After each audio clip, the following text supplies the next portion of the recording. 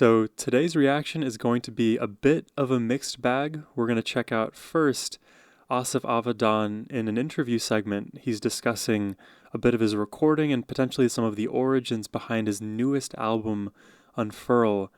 It's definitely going to be a pleasure just to listen to Asaf speak. He is a super thoughtful and intelligent person, so that's already a win in my book.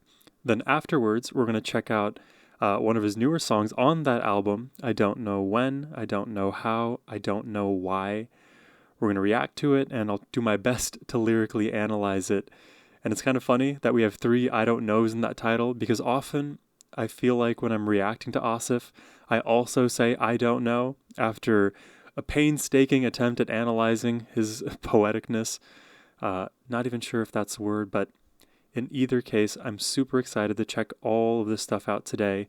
That is all thanks to Ever Inspired the Peaceful for making this donation request and the selections for us today. And also thank you to Ever Inspired for all of the work that you do behind the scenes, pushing Asif's work out there. It is necessary work, it is hard work, and you're doing great. So it is much appreciated. Now, all of that said, let's jump into the interview. I do want to say, so let's talk. The album itself, the production is Mm, fantastic. thank you. You went to a We were fantastic we studio, and I didn't even realize the studio you went to either. okay, so that's so Miraval Studios where we recorded it. It's in the south of France. It belongs to Mr. Brad Pitt. He bought Oh, it wow. some years ago. It's a wine estate. And they make like one of a famous rosé in France. And it's a huge estate. And inside it, in the 70s and 80s, was a place called Miraval Studios, which is a very, very famous studio. Like my all-time five albums would always include The Wall, Pink Floyd, Yep. and it was recorded there. I And I need was to like, listen to The Wall. It's damn, on my like mental list. an album like that, you feel like it should have been handed down by God in Mount Sinai. That album is not made. And anyway, it was made there, and the studio was left Wow. unused for like 20 years. I just got that. Even in his speaking, he's so poetic. He said that album was not made, it was handed down by God. And I'm pretty sure he's not religious, so that is that is something. Handed down by God in Mount Sinai. That album is Wow. not made.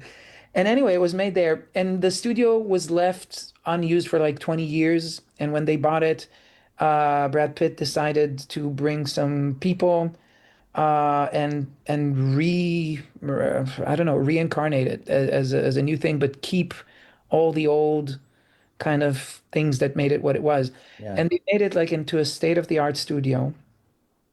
And I always thought that, okay, it's there. And I live in the southwest of France, like, and so it's not so far away from me. But I was like, okay, that's like a mecca that I would never reach. I'm an alternative artist. I have some commercial success, but it's really for the AAA top 40 artists, like A$AP Rocky, Kendrick Lamar, those kind of people go record there. Love those guys. Hey, Asif But then belongs in this that crew too. weird event happens.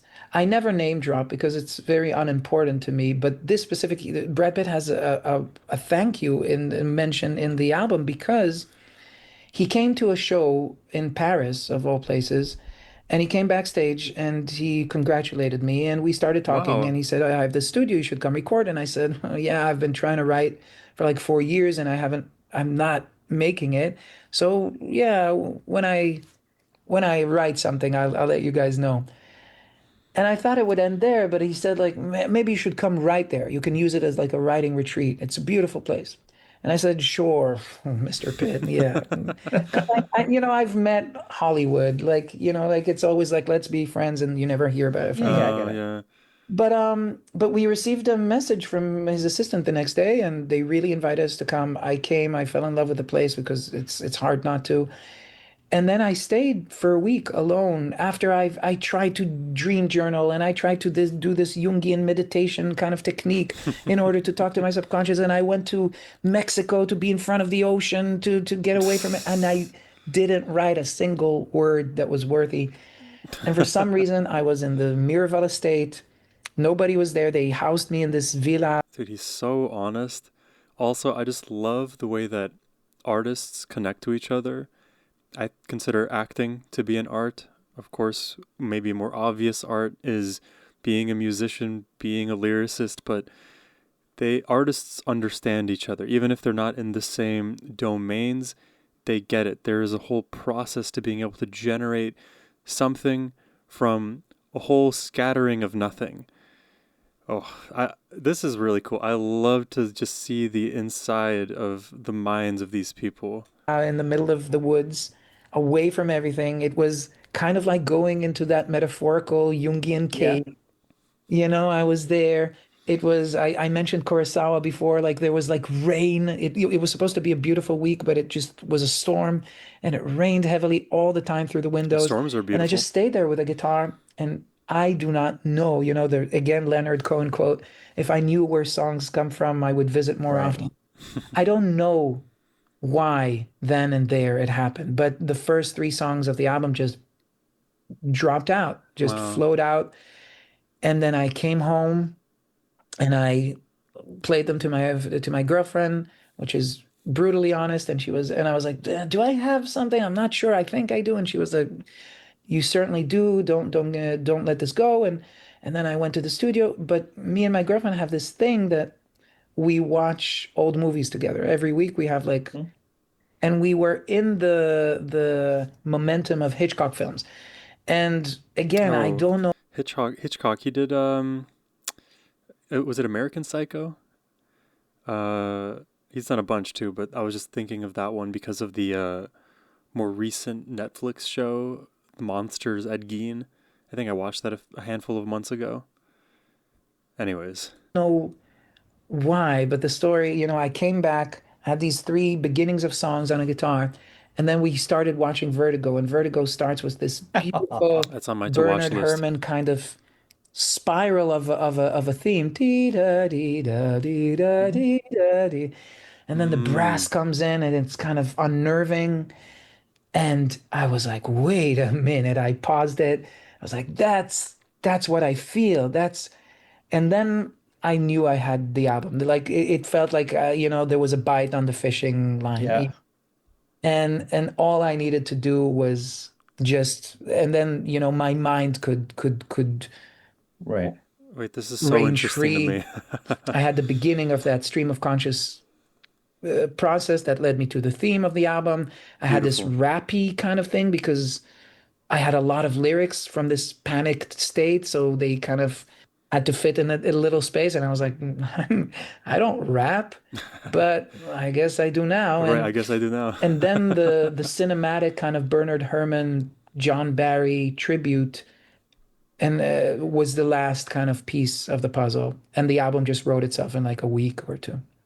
Wow. It's really good. I'll have to Wow. unpack on that. First of all, I want This inspires me to like want to be more diligent in my own music writing because I don't know how many of you guys know because I don't bring it up all the time, but my dream in life is to become a musician, as an artist, just a songwriter of some kind.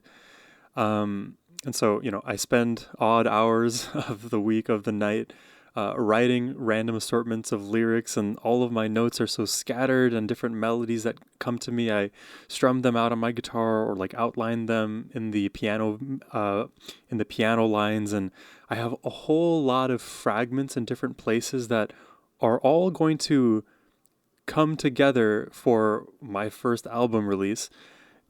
They're just not there yet. They're not in like a polished, finished state because there is a whole lot of skills that I still need to learn to be able to compose properly, write lyrics properly, write hooks properly, produce things properly, and still have it be my own creative juices that, you know, uh, that are like the engine to that whole thing. Um, and I guess the best teacher is experience, but wow, it is so inspiring to me to listen to the minds of great artists such as Asif because the process is not linear and they describe it in such interesting ways that I would not even think to go. This is good. This is good. Sorry for me yapping, but let's keep going. Or two. it's really good. I'll have to unpack on that. First of all, I want to say, like, I always think of Brad Pitt. We saw he had the studio a while back, 'cause I love studios. I went to school for it. I was like, this thing's beautiful. This thing is Mm. beautiful.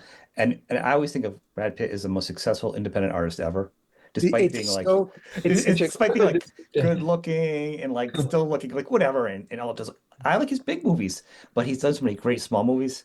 But he's just the guy that got successful and wanted to do what he wanted to do, and now he can yeah. do it. And he's just the guy that you can hang out with. That's why I When always envision I- Mess. when you dive down to what he does, like he invests in like a football team he likes in Greece, Yeah. and he, like I would whatever. love to be that guy, the And that whole Renaissance man. place, by the way, I never met him face to face except that one time in the backstage of the show, but Really. I've been to Miraval like 3, 4 times already. And but that whole place, that Miraval thing, like people, that he likes their work, or people who, work with him, collaborate, Mhm. they just go there and they stay there. They create statues, they write screenplays, they edit their movies. Like it's just a beautiful place for artists to be. I think people should really know about. Um, and it's another thing that you mentioned about him being an independent kind of artist, like a successful independent artist, is that I couldn't afford it. Like when it came, so I wrote the songs. I was like, great, and they were like, you should come record it here, and I was like, guys, I can't. And they were like, we'll make sure you can. And I was like, it's not about like a 5%, 10% discount. Yeah. Yeah. And then they really, at the end, they really pushed us to pay whatever we could pay, and they really made us, helped us create this album in the extent that how we wanted to make it, like with no compromises, with no artistic compromises. Nice. And we recorded it with like a 40-piece orchestra, and like we did the whole thing, and it's a lot thanks to his and their vision. It's not just him, it's the entire staff there, the people of the estate and the studio. It's really a magical, uh, unique place. Clearly he's somebody had suffered himself. Give it a pause right there. I mean, I just listening to him for any reason, whatever he may be saying, it's already interesting. But like what he is saying here is just inherently so interesting to me. Even like the behind the scenes business behind how, the music is produced and composed, and that whole ideation to finished product, that process.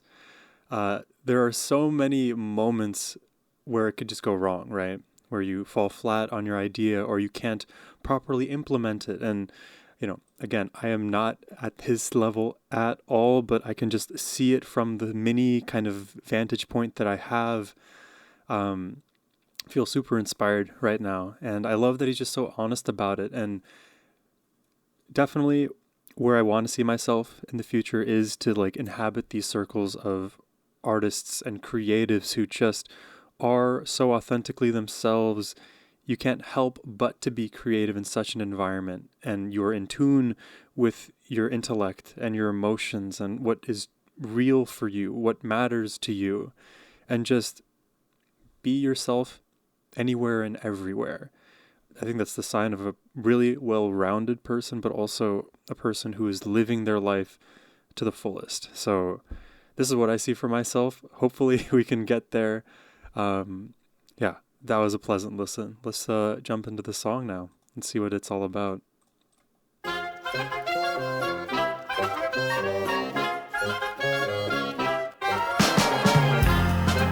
Ooh.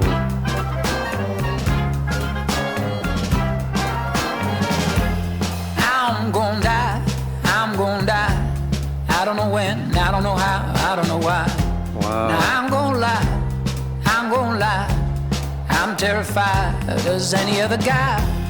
Oh my, I love the earth, I love the sea, God, I love the sky. But when I die, don't you dare cry, don't you strings. dare cry, I'll tell you why. All of my life I have lived with one rule to help me survive. All of my life I have lived with one rule to help me survive. I will not die. while I'm still alive.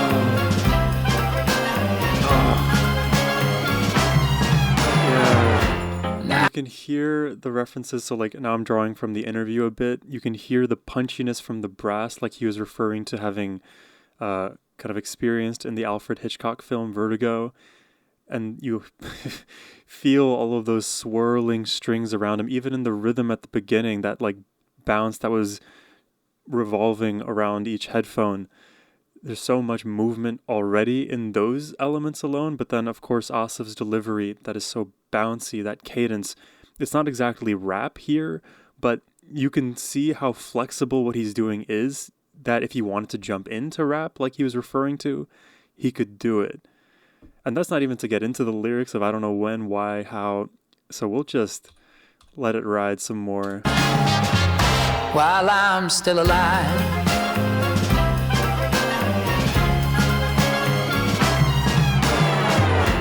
Now don't decide, but I will not hide. We all must abide, yes, we all must abide. I'll tell you why I don't take your side. Sides are all narrow, the ocean is wide. I think you need me to sublimate this into something that you can chew. Anything more like you normally would. I do. I've been too close to the darkness too long out. to not see the truth. See, I've been rejected for normal trajectories since I've been objected to so many pain, so many pain. Oh my god, so much of this I want to just like re-listen to.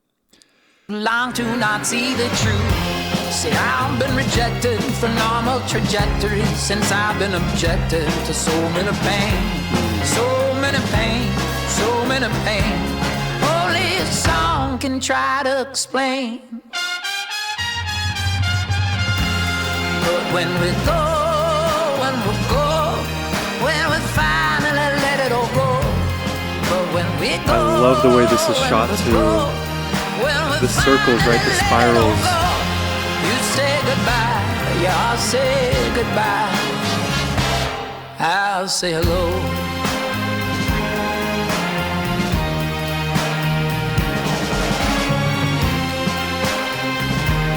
And is it all one continuous shot?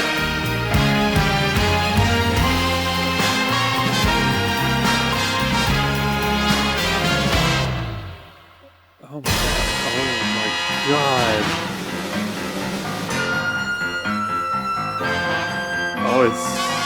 Oh, it's so dramatic.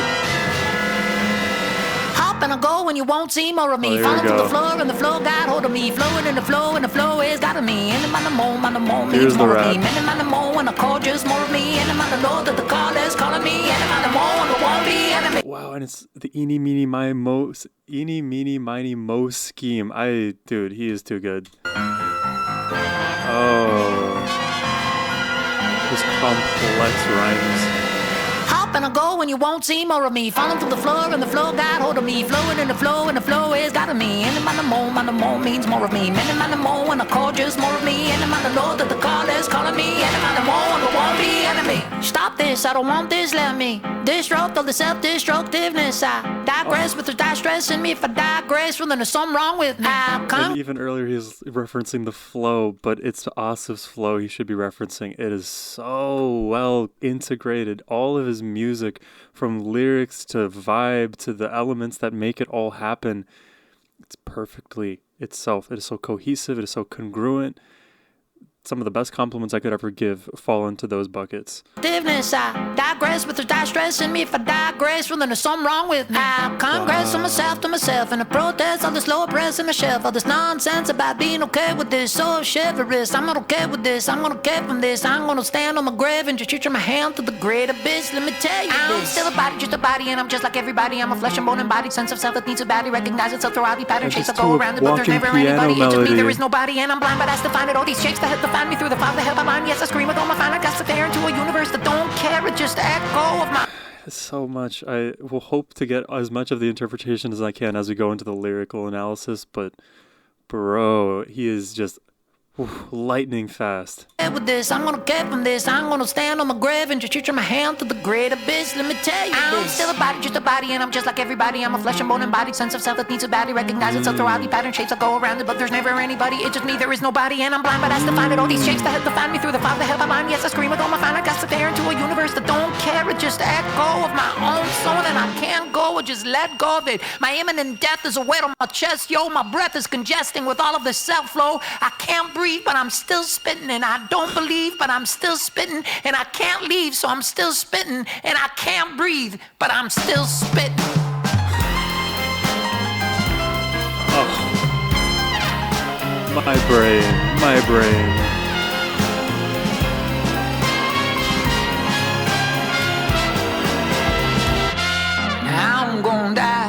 I'm gonna die. I don't know when, I don't know how, I don't know why.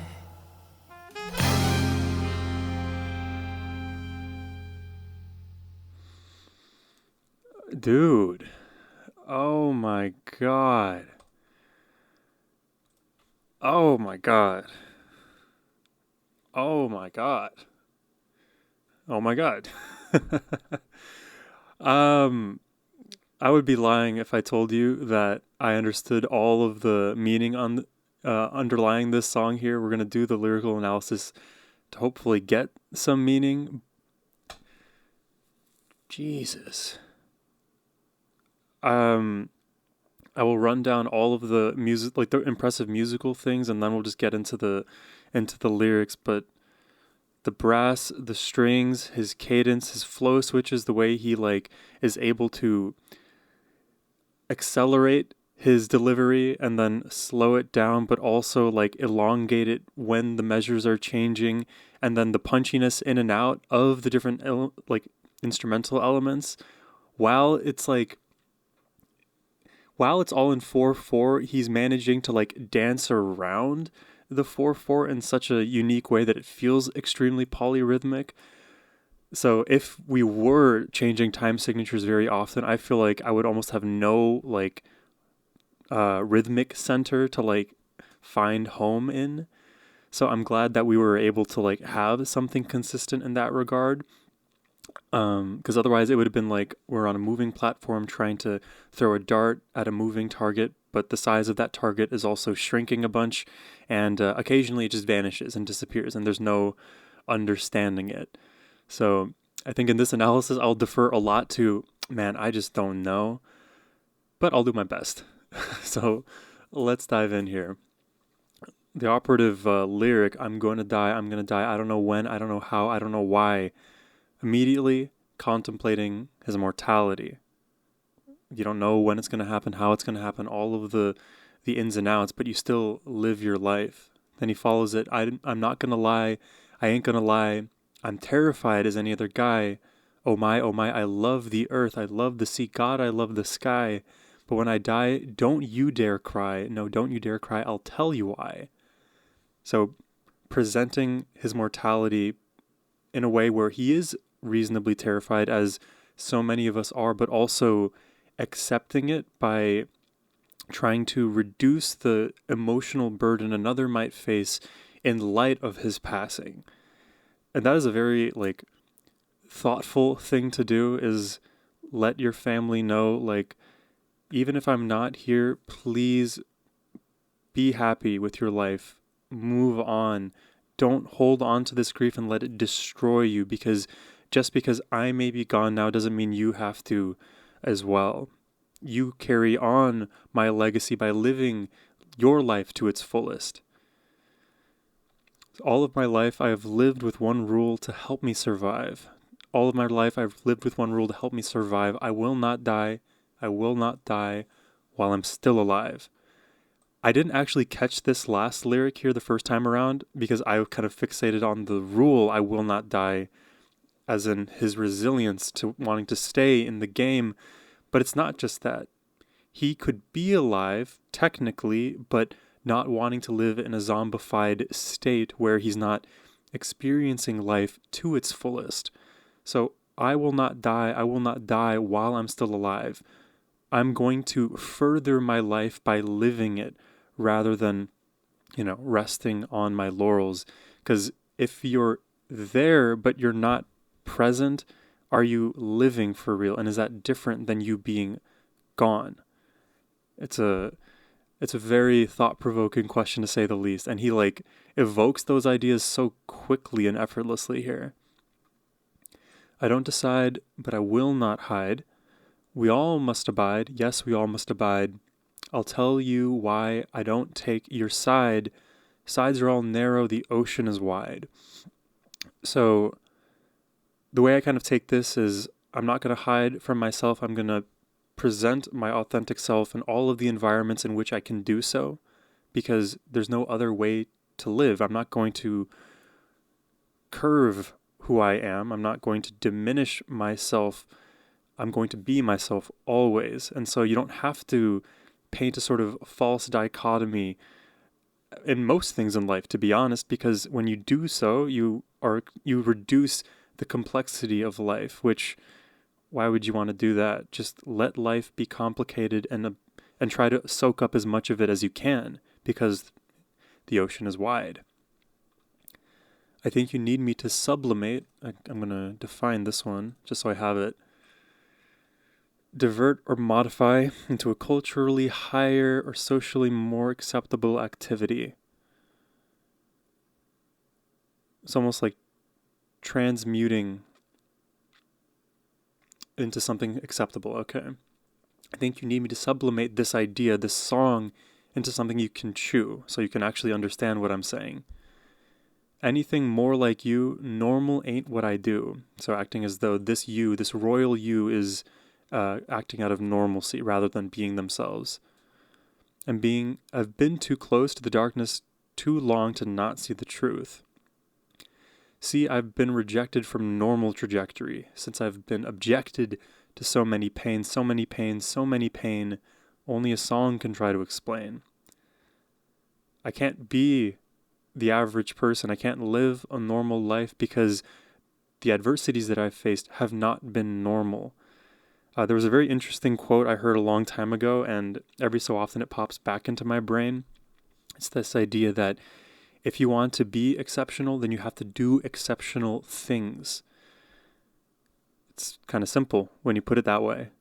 So I'm not normal because what I went through wasn't normal, and that's why I communicate through my art. Excuse me. And also the repetition of so many pain etches in the point, right? But when we finally let it all go, when we finally let it all go, you'll say goodbye, and I'll say hello.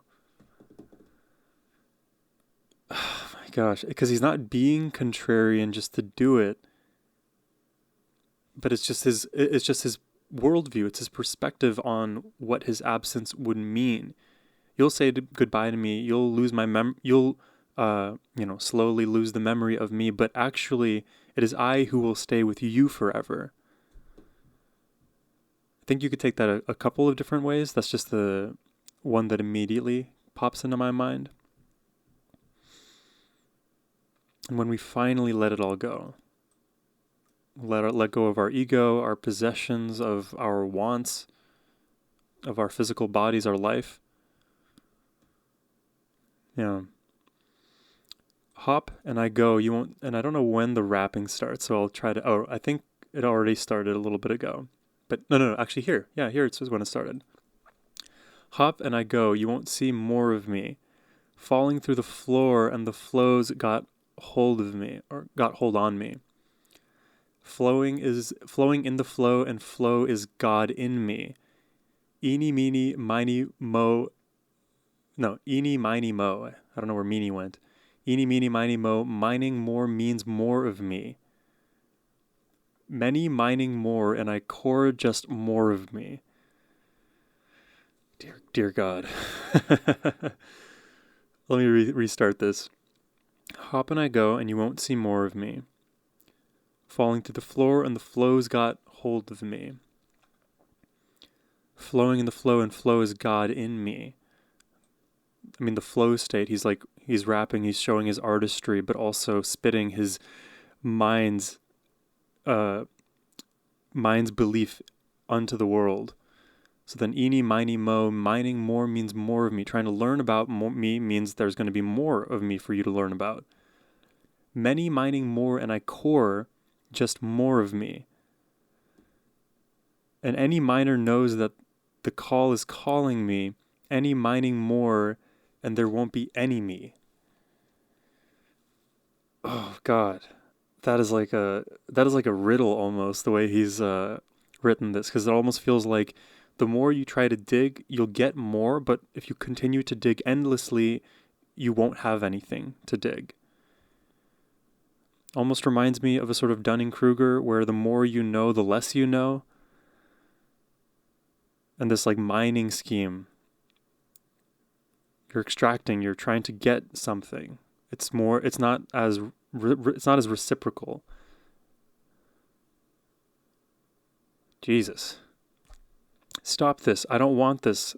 Let me disrupt all this self-destructiveness, right? Don't just continue to dig inside me. Let me actually stop this from happening. I digress, but there's dire stress in me. If I die graceful, then there's something wrong with me. Oh, it's like it's like almost that contrast with what would be normal, like living and ending your life peacefully. But actually, if I were to end peacefully, something went terribly wrong based on the abnormal trajectory that I feel like I need to go on to be myself. I congress all myself to myself. And what does the verb congress mean? Give me a second. Congress verb. Am I going to be able to find it? Noun?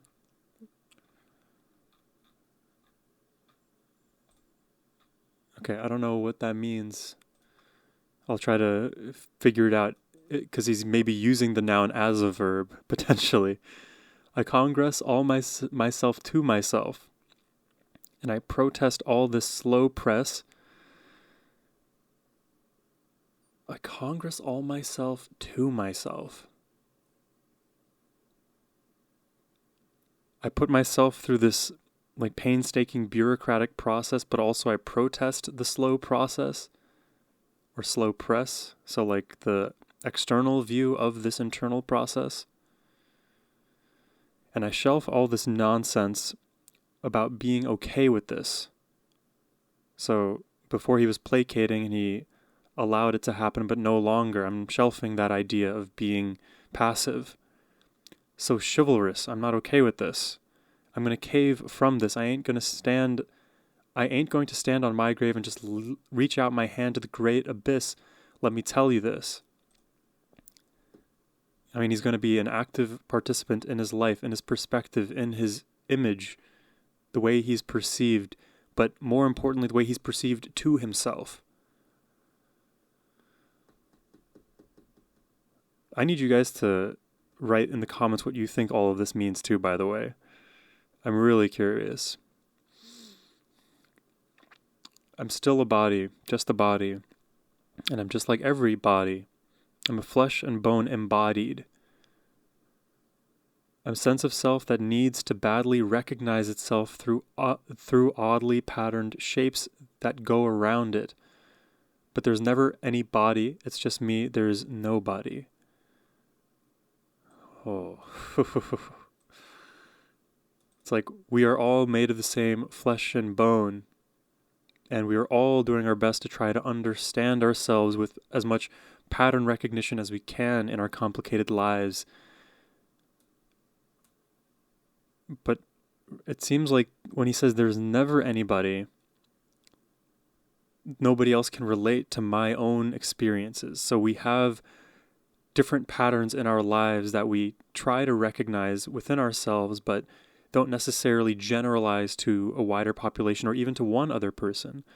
I mean, how often do you have conversations with people where they share their troubles with you and you try to give advice and it actually doesn't even resonate with them because that that isn't your advice to give. That isn't the advice that they need in that moment, even though it feels like the glove fits. In reality, we are all different from one another. That's not to say that there aren't broad heuristics that, overall can make sense for people, but we always have to tailor our specific tools for each individual. Kind of like the idea of like Western versus Eastern medicine, like Ayurveda is curated for the individual.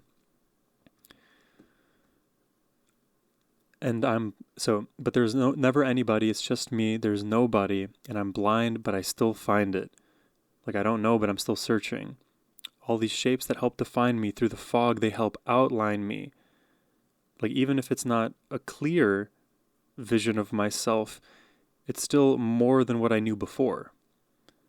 And as I scream with all my finite gasps of air into a universe that don't care, it's just echo of my own sowing. And I can't go or just let go of it.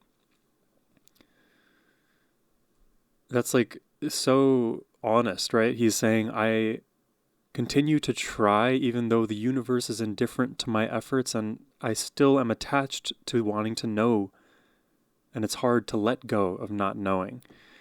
And it's interesting that this is coming up now because I've thought about this a lot more recently, and I've even brought it up in several reactions on the channel as of late. This idea that it should be okay for us to see something, whether it's within ourselves or out there in the world, and not understand it and be okay with not understanding it. We can still make our efforts, but we don't want to be anxiously attached, let's say, to not knowing. Because life is all about we don't know something and we do our best and attempt to learn. And we learn from those around us. We learn from teachers. We learn from friends. We learn from our own experiences. And admitting that, okay, this does matter to me is a valuable step. And then I also feel like another valuable step in it is being okay and accepting that not understanding is an okay conclusion too. My imminent death is a weight on my chest. My breath is congesting with all of this self-flow. I can't breathe, but I'm still spitting, and I don't believe, but I'm still spitting, and I can't leave, so I'm still spitting, and I can't breathe, but I'm still spitting. I'm gonna die, I don't know when, I don't know how, I don't know why. And just bookending the entire song here from where we began with the I don't knows. And that to me, like the I don't knows is the fact of the matter, is sort of that tacit acceptance of not knowing and maybe being okay with that. But still, like he contemplates his mortality here and continues on. But I'm still spitting. And of course, the spitting, it's also it's like a double on the rap kind of flow that the song sort of ended with. Wow. I really am curious to hear your perspectives on all of this, because at a very high level, there's so much going on thematically, right? The idea of mortality and what that means to me in the present moment, and should I be okay with it? How do I want myself to be viewed in my own eyes or the eyes of others? Do I know the answers to these questions? Maybe yes, maybe no. And is it okay if I don't know? And is it my ego getting in the way if I feel like I do know? And yet I still try. I put my best foot forward and live the life that I'm meant to live, not the life that was set out for me or expected of me. That's the best I got for you. Let me know what you guys think. I hope you all at least enjoyed the reaction today. If you did and want to request one yourself, whether it's more Asaf Avidan or really just any art in general, please send it my way. You can use the first link in the description box below. But as always, my friends, I hope you have a wonderful rest of your day. Take care and peace.